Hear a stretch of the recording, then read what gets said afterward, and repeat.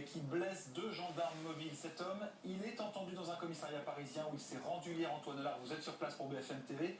Un ancien boxeur professionnel, on l'a dit, qui a livré sa version des faits avant même d'être entendu par la police.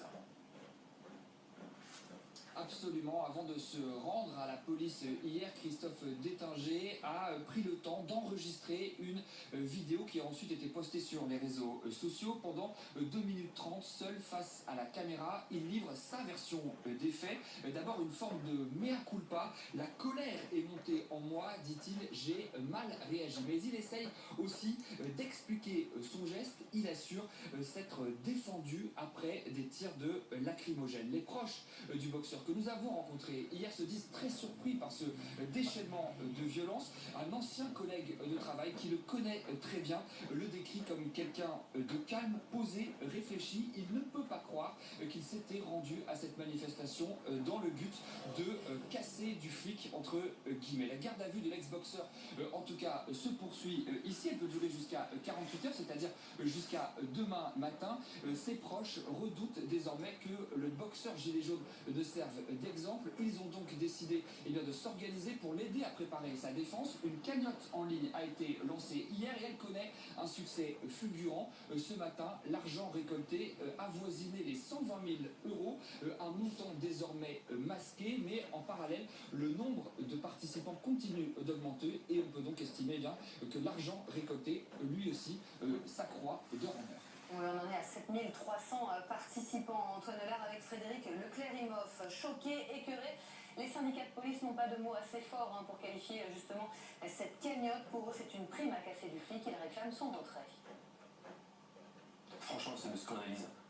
C'est quand même un signal qui est extrêmement dangereux. C'est-à-dire qu'aujourd'hui, c'est une prime à facturer du flic ou du gendarme. C'est inadmissible, cette cagnotte, elle doit cesser immédiatement. Elle doit être retirée, le lien doit être retiré. Aujourd'hui, on est en train de dire, le message est très clair, fracturer du flic.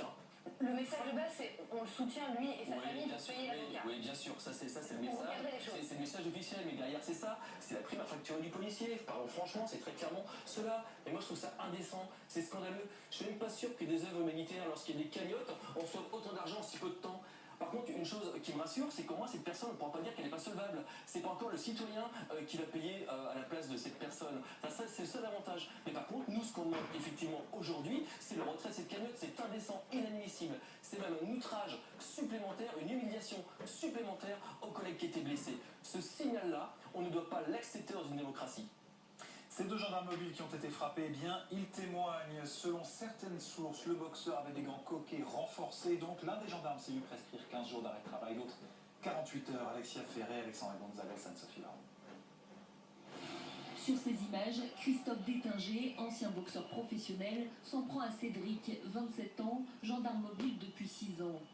Samedi, ce membre des forces de l'ordre devait garder un pont, empêcher les manifestants de traverser. Lorsque certains ont voulu passer, la situation a dégénéré. Des projectiles sont lancés.